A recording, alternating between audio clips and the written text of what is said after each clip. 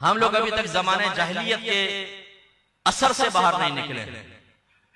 उस जमाने में जब लड़का पैदा होता खुशियां मनाई जाती और बच्ची पैदा हो जाती तो बाप का मुंह इतना सा निकल आता, रंग सियाह पड़ जाता, वो अपना मुंह छुपाता फिरता था कि लोग कहेंगे तेरे यहाँ बेटी हुई है। और आज हमारे खानदानों में यही होता। आज जब औरत हामिला होती है तो आमलीन से रुजू किया जाता है, ये वो बेटी मेरी बीवी हामिला हो गई, कोई ऐसा वजीफा दे लड़का पैदा हो जाए। क्यों? बेटी से क्यों नफरत है आपको भाई? बेटी तो अल्लाह की रहमत है। आपके नबी ने फरमाया अगर मैं औलाद में किसी को किसी पर फौकियत देता तो लड़कियों को लड़कों पर फौकियत देता, फजीलत देता। अल्लाह ताला ने अपने हबीब के लिए सिर्फ बेटियों को जिंदा रखा। आपके एक रिवायत के मुताबिक 4 बेटे थे, अल्लाह ताला ने उन सबको बचपन में वफात दी। मेरे आका की नस्ल बीबी फातिमा शहजादी कौन है? रज़ियल्लाहु ताला अन्हा से क़यामत तक चलेगी।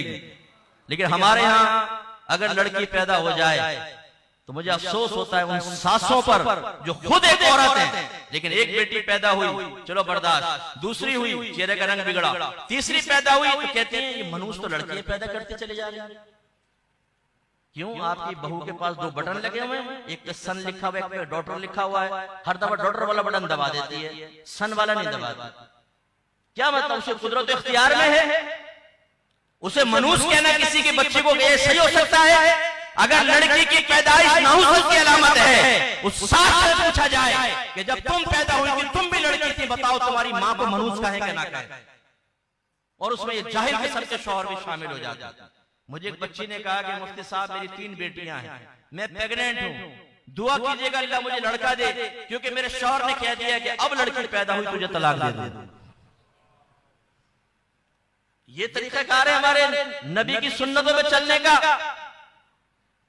मैं ऐसे शौहरों को कहता हूं कि आप अपनी बीवियों को कहते हैं कि लड़की पैदा हुई तो तुझे तलाक दे दूंगा, ऐसे कि यहाँ पे पिस्तौल रखनी चाहिए और कहना चाहिए अगर आप लड़की पैदा हुई तुझे मार देंगे। क्या जवाब देगा? बोलिए क्या जवाब देगा वो बाप? वो जाहिल आदमी क्या जवाब देगा?